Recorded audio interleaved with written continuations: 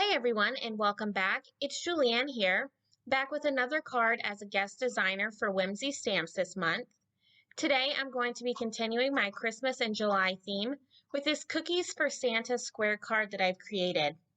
This card features a lot of masking and scene building, so let's get started. For my card today, I am going to be using the Everyday Scripted Sentiments, as well as the Cookies for Santa stamp set. I'm going to be starting out by stamping the cute little Cookies for Santa image onto some Express It blending cardstock, since I do plan on doing some more Copic coloring today. Since this stamp set is quite large and I knew I wanted to stamp this image twice for my scene card today, I decided to create a square card because there's a lot more room for me to play with. As you can see here, I've already made two masks for my card today, and since this stamp set is a red rubber stamp, meaning that I can't see through it like you can a clear stamp, I want to make sure that I'm stamping it in the right spot. So to do that, I'm going to be using a scrap piece of paper and lining up my stamp where I think I'm going to want it, and then I'm going to stamp onto that scrap sheet of paper. And once I'm happy with the placement, I will then stamp the image onto my card.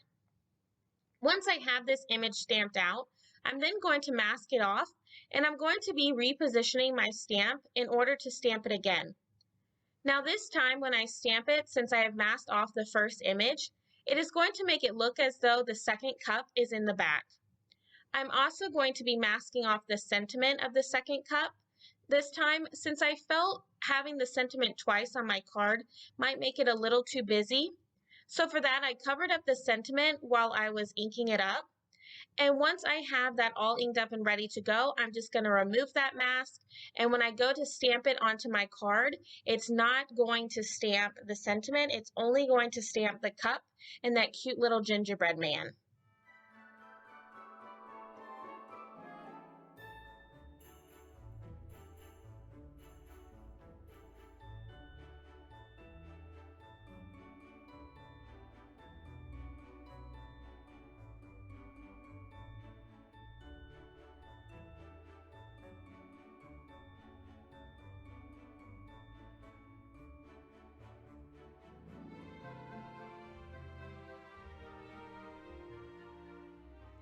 Now comes my absolute favorite part about scene building and masking.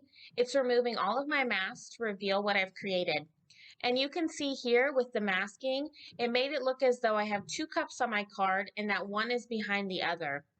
Now with all of my stamping done, I'm going to start working on my Copic coloring. You know, if you've been here before, this is my favorite medium. I enjoy coloring so much, I find it super relaxing. Now, since I am creating a scene card today, there is going to be a lot of coloring in this video. So I have sped up this process quite a lot, so the video isn't super long. But like with all of my videos, my preferred way of coloring is to start with my lightest shade in my color combination and to work my way out to my darkest while adding shading and shadows to my images. And then I'll work my way back down to my lightest color. If you are interested in any of the color combinations I am using today, I will have all of my marker caps off to the side, but I'm just going to put on some music and I'll be right back.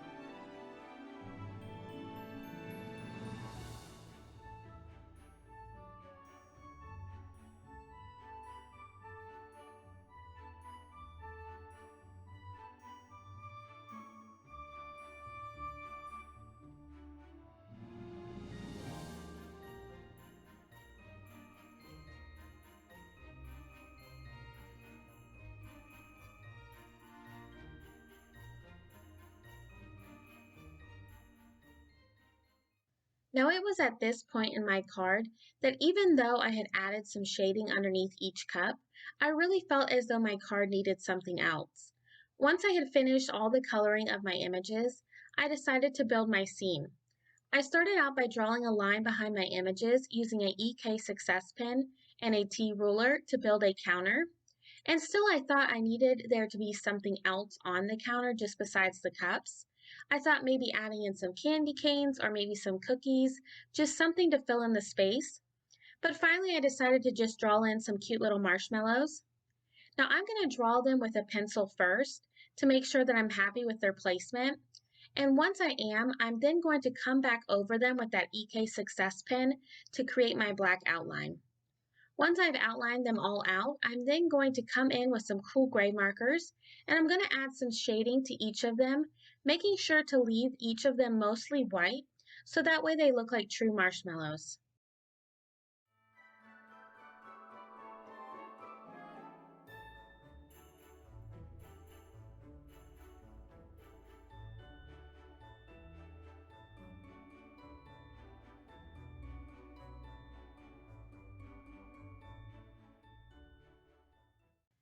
Once I have all of those marshmallows colored in, I'm then going to be coming back in and adding some more color onto my counter. And for that, I'm going to be using my warm gray markers.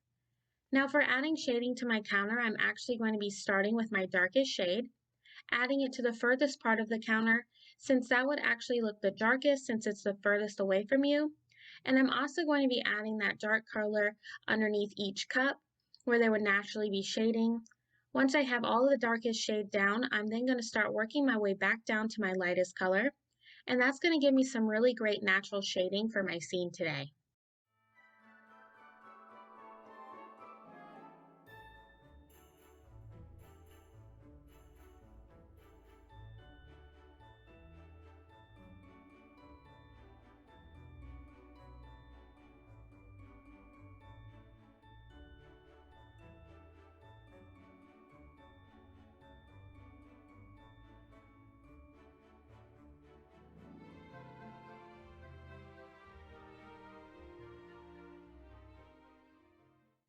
Now with my counter all complete, I was now left with this huge white area on the top of my card, so I needed to figure out a way to create a background.